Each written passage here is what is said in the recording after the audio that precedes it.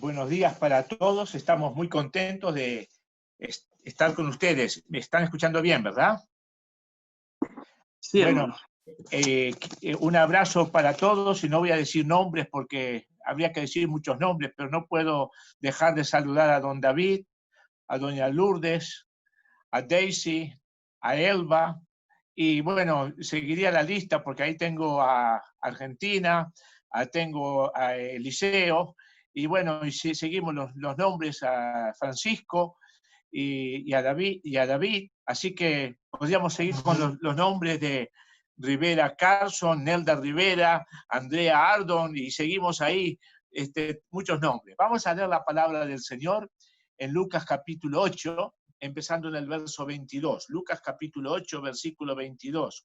Dice así: y aconteció un día que él entró en un barco con sus discípulos y le dijo: pasemos a la otra parte del lago. Y partieron. Pero mientras ellos navegaban, él se durmió, y sobrevino una tempestad de viento en el lago, y henchían de agua y peligraban. Y llegándose a él le despertaron diciendo: Maestro, maestro, que perecemos.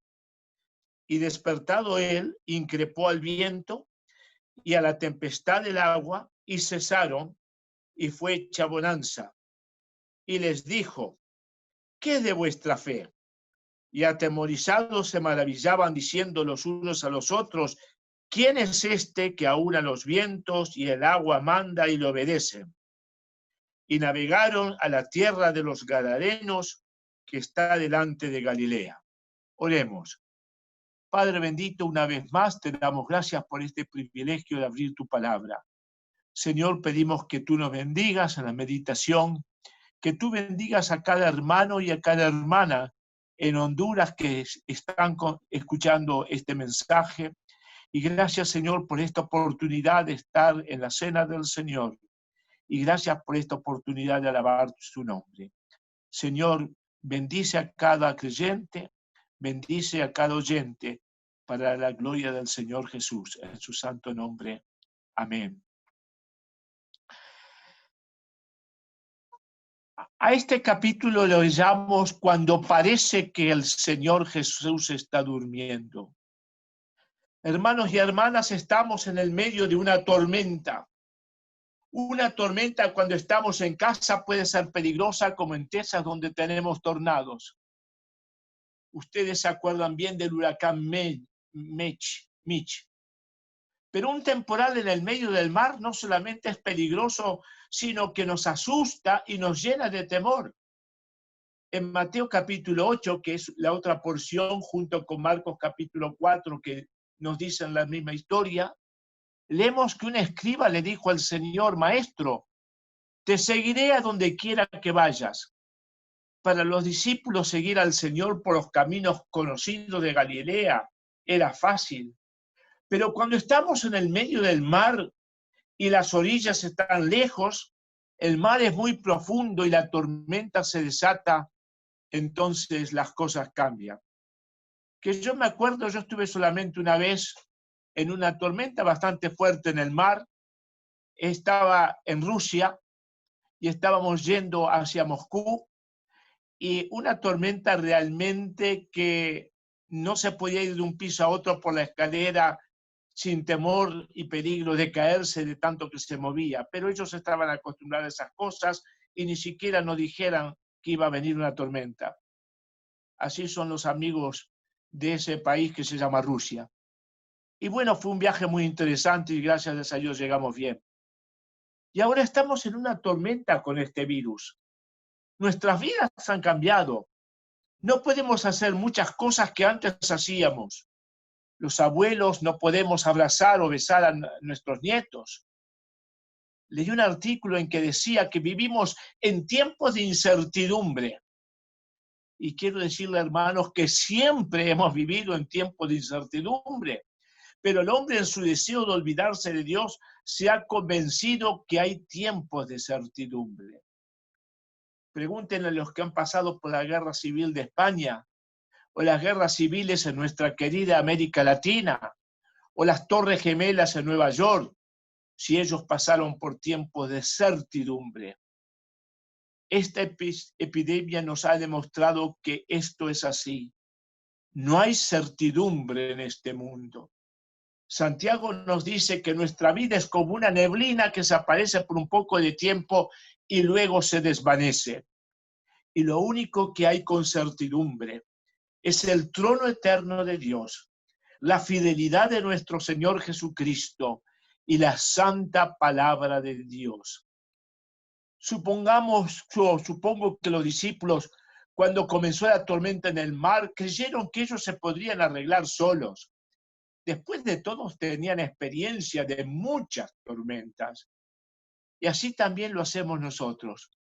Cuando tenemos un problema serio, tratamos de arreglarlo. Y es cuando nos damos cuenta que es demasiado grande, entonces es cuando recurrimos a la oración. Pero la cosa se puso peor. Por supuesto, a nadie le gusta despertar a alguien que está profundamente dormido porque nos damos cuenta que necesita ese descanso. Y me imagino que esperaron hasta que se dieron cuenta que no podían esperar más. El barco se está llenando de agua. Por cada balde que se tiraba, usted dice la palabra balde, ¿verdad? Un recipiente. Por cada balde que se tiraba, parecería que había 3 o 4 más que la próxima ola iba a echar adentro de la embarcación. Y esta parte de la historia decía, la llamo cuando parecería que el Señor Jesús está durmiendo. Por supuesto que en la historia bíblica Él estaba durmiendo de verdad. Pero nosotros en este momento estamos en una vendaval y miramos al cielo y oramos y clamamos y parecería que el Señor está durmiendo porque no tenemos la contestación de inmediato. Pero hoy el Hijo de Dios no duerme ni siquiera por unos segundos. Los aviones y ahora algunos automóviles tienen equipos sofisticados, por lo cual se puede poner el llamado piloto automático. El Señor Jesús nunca coloca el piloto automático. Alabado sea el Señor. El hecho que Jesucristo está durmiendo no significa que se desvinculaba de sus discípulos.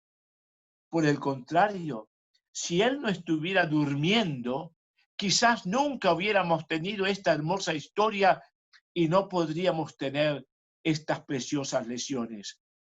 Él está con nosotros todos los días de acuerdo a su promesa. He aquí yo estoy con vosotros todos los días hasta el fin del mundo. En Hebreos capítulo 7 leemos, por lo cual puede salvar eternamente a los que por Él se allegan a Dios, viviendo siempre para interceder por ellos.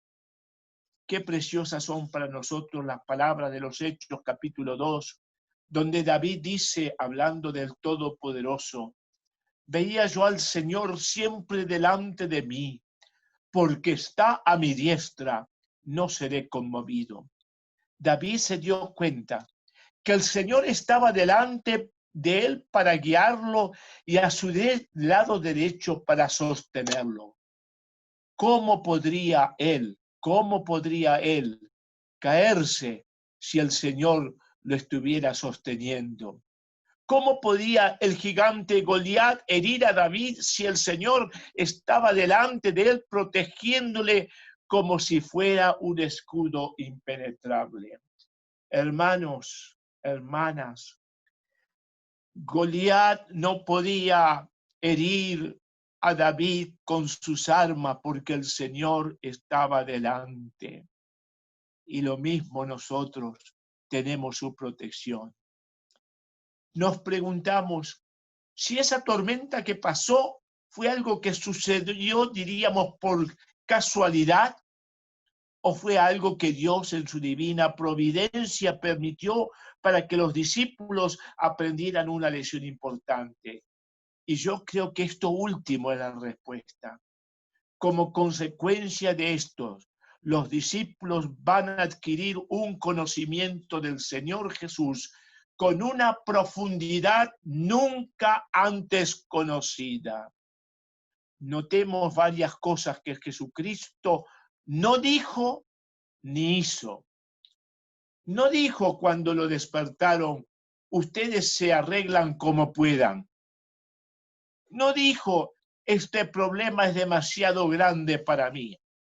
No dijo, ¿por qué no me avisaron antes? Sí les dijo, ¿dónde está vuestra fe? En este relato vemos de una manera profunda su humanidad.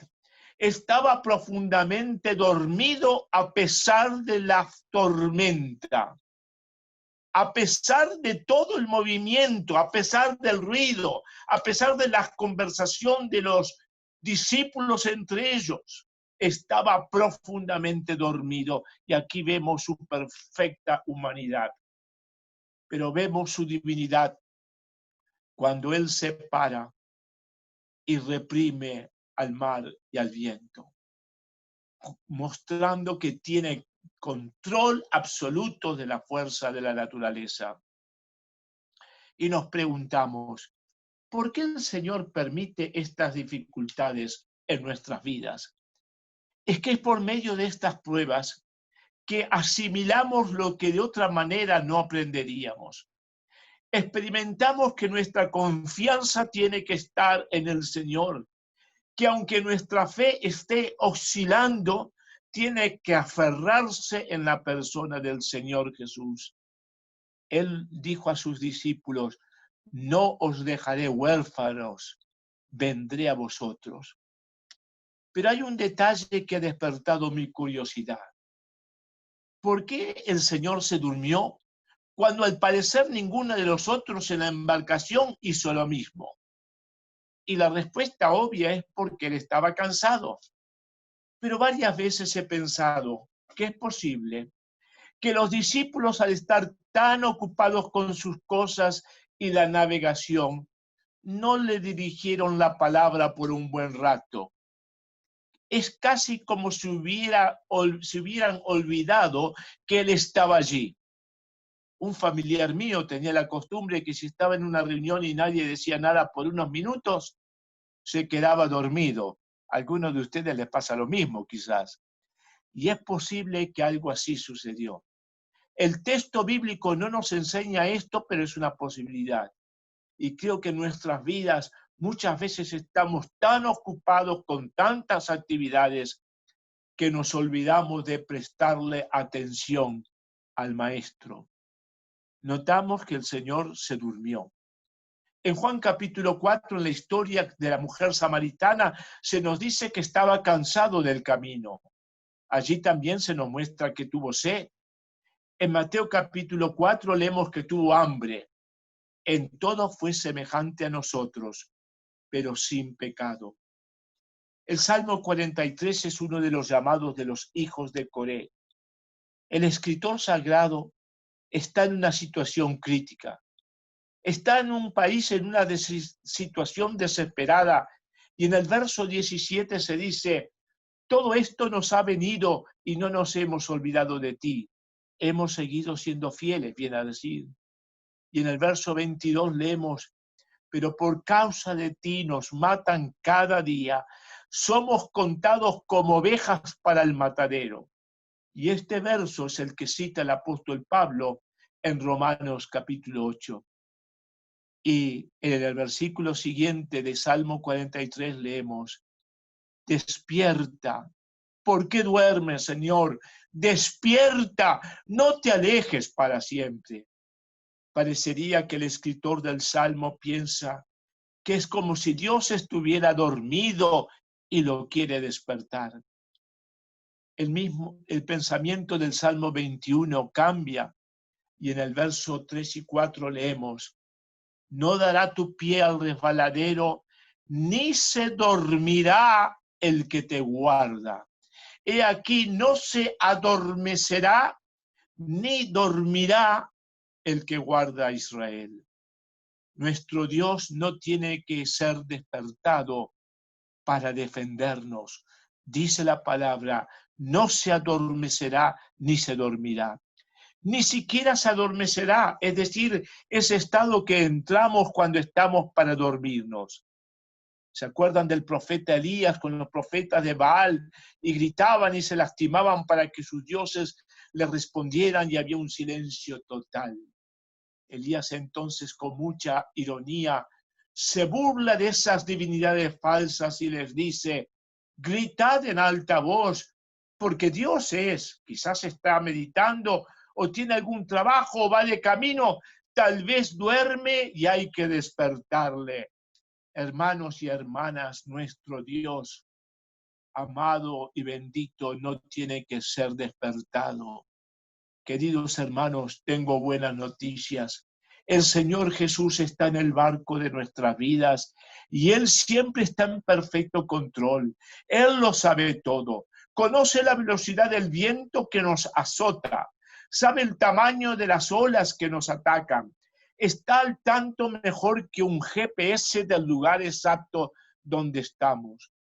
Miramos a los números de enfermos y muertos en Italia, Estados Unidos, Brasil y Honduras y nos preguntamos, ¿por qué el Señor no responde? Y viene a nuestro corazón las hermosas palabras de Habacuc capítulo 2. Es en un entorno en que el profeta se pregunta, ¿cuándo va a venir una respuesta, una visión de Dios? Y allí leemos, aunque la visión tardara aún por un tiempo, mas se apresura hasta el fin y no mentirá. Traducido en otra versión, al fin ella hablará y no defraudará. Aunque tardare, espéralo, porque sin duda vendrá y no tardará. Qué precioso es pensar que esa barca, construida por obreros que nunca habían pisado una universidad, que lo único que sabían era usar el serrucho y el martillo, era más segura que el famoso Titanic.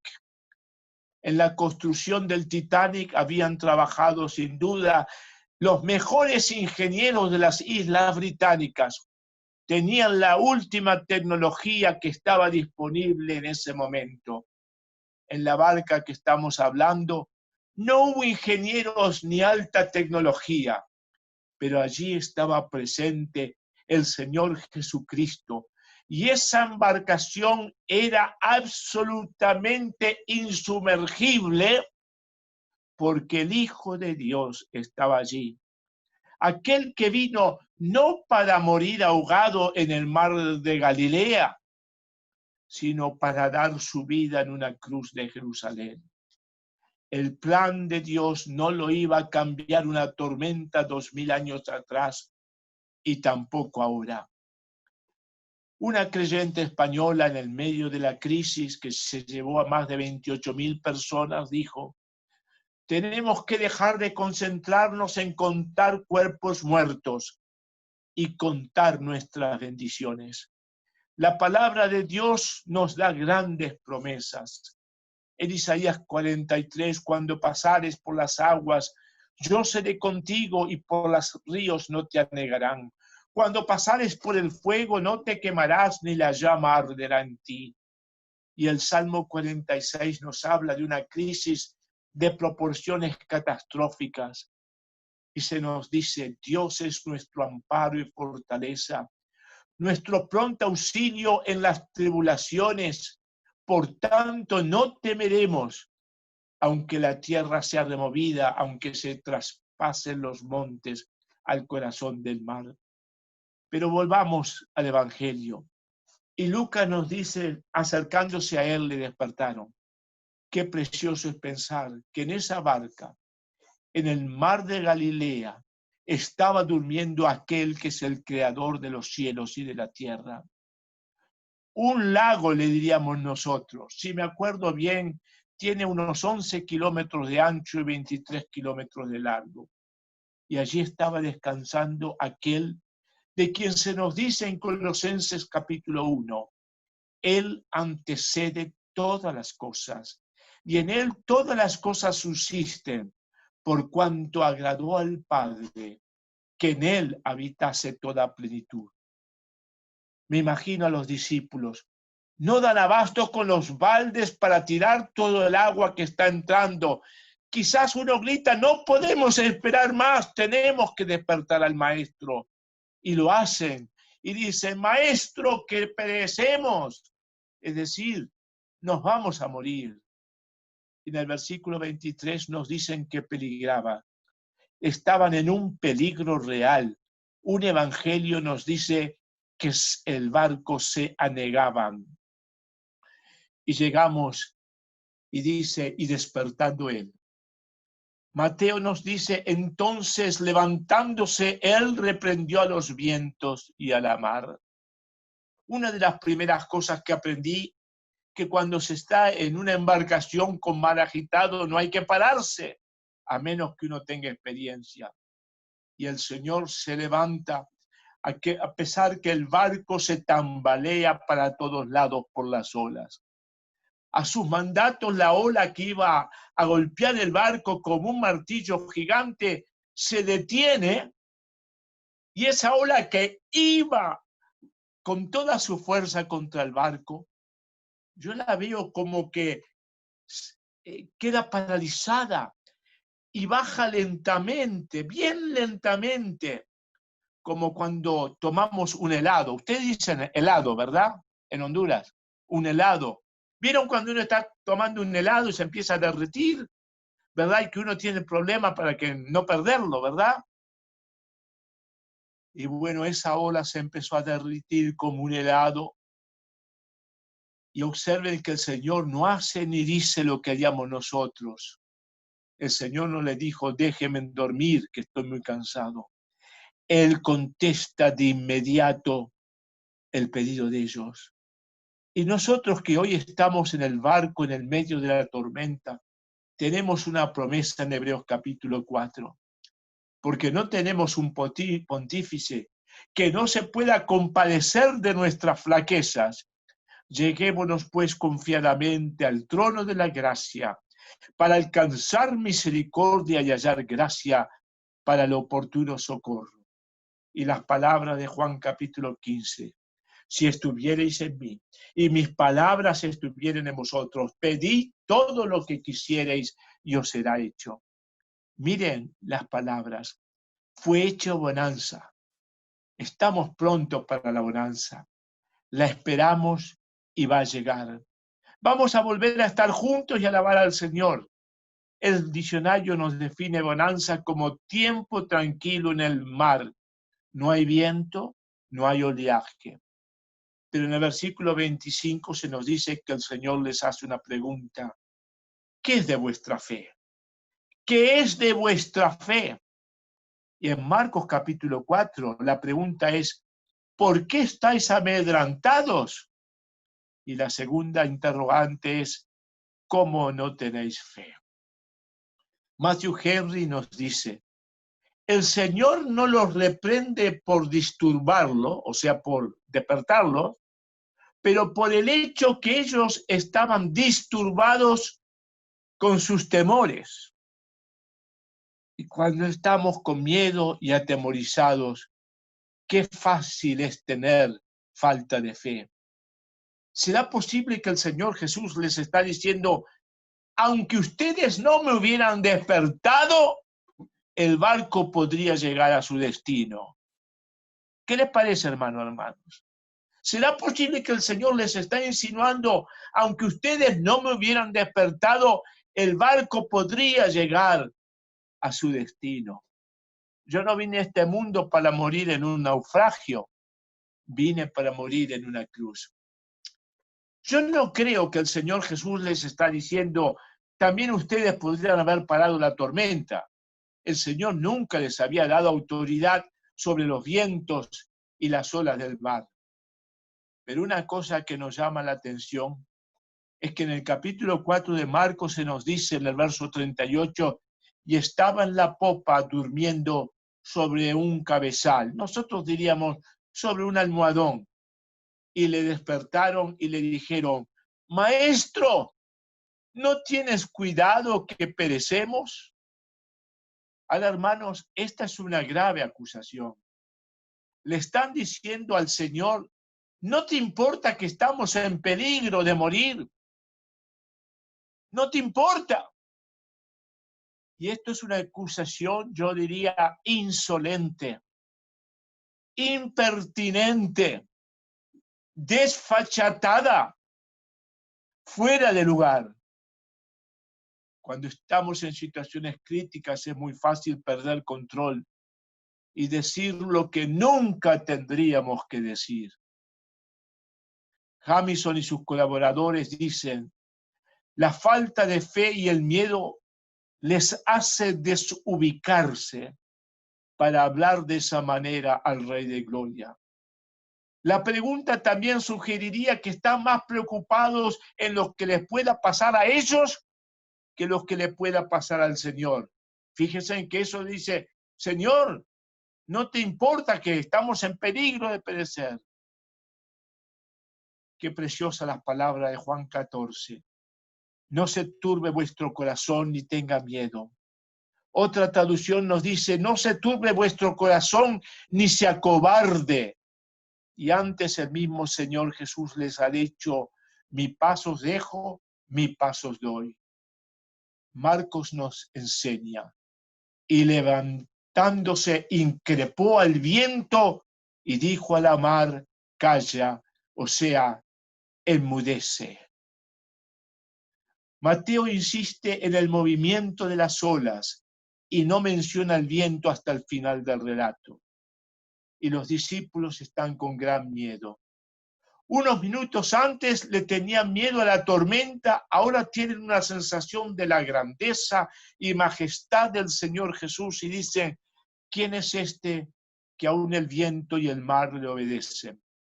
Y le obedecen porque Él es el eterno Hijo de Dios. Acatan su orden porque Él es el creador de todo y por supuesto del mar y el viento. Hermanos y hermanas, tengamos buen ánimo. Oremos para que el Señor increpe el viento y calme el mar de esta epidemia. Y quizás nos preguntamos, ¿por qué no lo hizo todavía? Y la respuesta final no la conocemos, pero Él es misericordioso y todo lo puede. En agosto del año 2003 empezó a funcionar el Skype. Antes de esa fecha, ni la reina de Inglaterra podía ver y hablar con facilidad con su familia como lo hacemos hoy.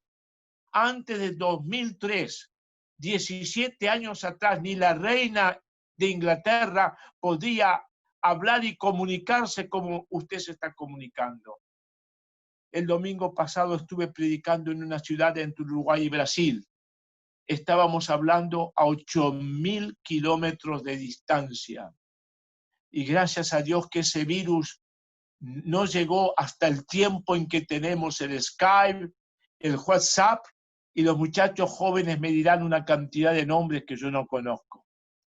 Pero consideremos el último punto de la historia de la tormenta en el mar. Cada evangelista nos dice algo para completar el cuadro. Lucas nos informa que fue hecha bonanza y llegaron a la tierra de los Gadarenos. Habían pasado una tormenta en el mar y ahora van a encontrar a un hombre que tiene una terrible tormenta interior. Y me imagino que alguien quizás al llegar les preguntó, cuando llega el barco a tierra, ¿y cómo estuvo la navegación? Desde aquí nosotros lo veíamos todo muy oscuro. ¡Qué tormenta tremenda!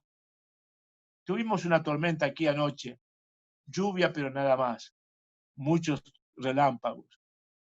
Desde aquí creíamos que el barco se iba a hundir, quizás alguno dice. Y si esa pregunta se hizo, que yo creo que se hizo, la respuesta que yo hubiera dado es, ¿quiere escuchar la historia corta o la larga? Tú y yo cumpliremos el plan que Dios tiene para nuestra vida hasta el último detalle. Ellos llegaron a su destino y tú y yo vamos a llegar al destino que Dios tiene para nosotros. La corona de rey, que simboliza la autoridad máxima y absoluta, la tiene nuestro Dios y su Santo Hijo, el Señor Jesucristo. No la tiene el virus a pesar de llamarse corona. no la tiene el virus, a pesar de llamarse corona. La corona de rey la tiene nuestro Dios y su Santo Hijo, el Señor Jesucristo. El virus se llama corona, pero no la tiene. Y nuestro Dios sigue estando en el trono eterno e inmovible. Todo el universo está sujeto a Él. Él tiene todo el poder y la autoridad. Si Dios lo permite, el virus podrá poner fin a la vida de un creyente, pero no puede quitarnos la vida eterna que nos ha dado aquel que dijo, nadie los puede arrebatar de mi mano. Y las palabras de Romanos 8 son preciosas, por lo cual estoy seguro de que ni la muerte, ni la vida, ni ángeles, ni principados, ni potestades, ni lo presente, ni lo porvenir, ni lo alto, ni lo profundo, ni ninguna cosa creada nos podrá apartar del amor de Dios que es en Cristo Jesús, Señor nuestro. Y si el apóstol Pablo estuviera vivo, hubiera escrito, ni el coronavirus. En la buena voluntad de Dios volveremos a estrecharnos las manos. Haremos una gran fogata para quemar las tapabocas usados.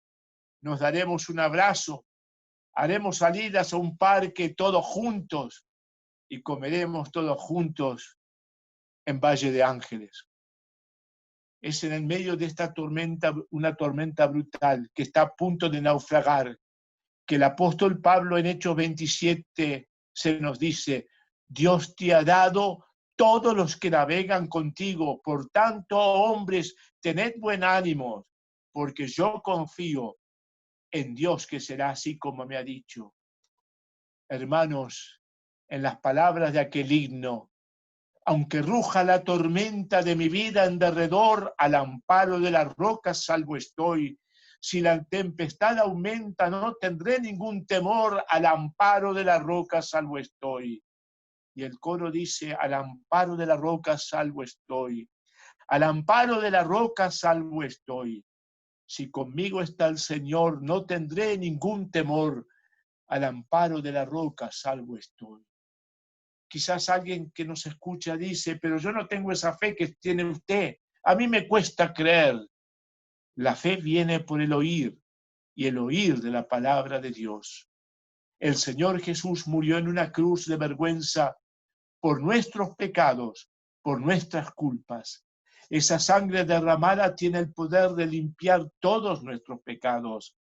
Él resucitó. Al tercer día subió en la gloria al lado derecho del trono de Dios.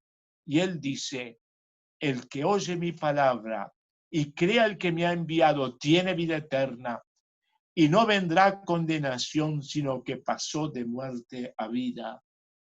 Cree en el Señor Jesucristo y será salvo. Que el Señor nos bendiga y nos dé fuerza en este tiempo de prueba, que así sea. Amén. Y gracias, hermanos, por esta oportunidad tan linda en el Día del Señor, estar con los queridos hermanos de Nueva Suyapa.